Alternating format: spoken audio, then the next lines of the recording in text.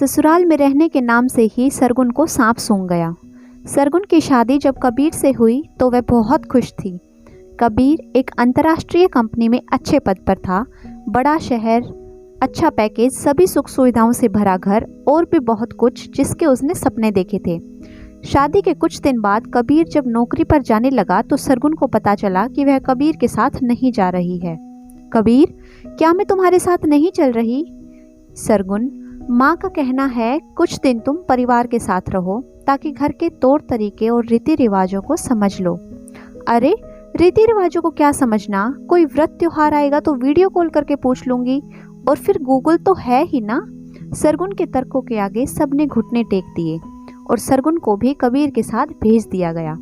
नया शहर, नया घर और सबसे बड़ी बात, पूर्ण आज़ादी पाकर सरगुन के तो पैर ही जमीन पर नहीं पड़ रहे थे।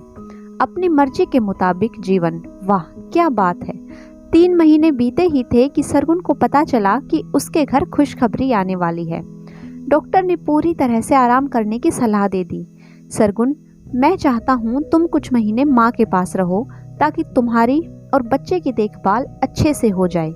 अरे नहीं नहीं, मुझे इसकी आवश्यकता नहीं लग रही। दिन भर के लिए आया रख लेंगे और रात में तुम तो हो ही। ससुराल में रहने के नाम से ही सरगुन को जैसे सांप सूंघ गया। जैसे तुम ठीक समझो।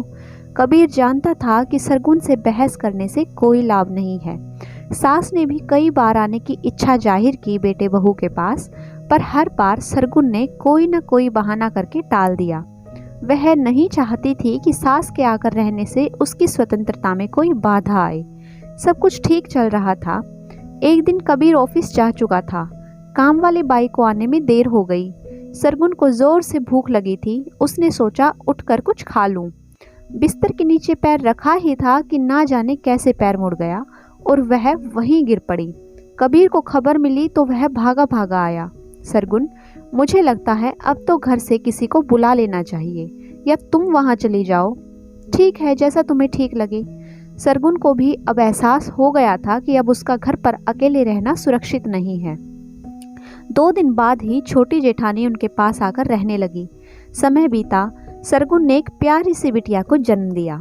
सब कुछ अच्छे से चल रहा था कि अचानक कोरोना वायरस ने अपने पैर पसारने शुरू कर दिए। बहुत लोगों की रोजी रोटी पर असर पड़ा। कबीर भी उनमें से ही एक था। कुछ दिन तो उन्होंने घर वालों से यह बात छुपाई, पर धीरे धीरे कबीर की नौकरी जाने की खबर उसके घर वालों को भी लगी। तुरंत उसके पापा का फोन आया। कबीर बेटा, बिल्कुल परेशान मत होना, तेरा परिवार तेरे साथ है, तुम लोग यहाँ आ जाओ। नहीं नहीं पापा, आप परेशान मत होइए, कुछ दिन की ही बात है, सब ठीक हो जाएगा, कबीर ने कहा। अरे बेटा, बड़े शहर में इतने खर्चे कैसे संभालोगे? माँ ने भी चिंतित स्वर में कहा। माँ, हम संभाल लेंगे, आप परेशान ना हो।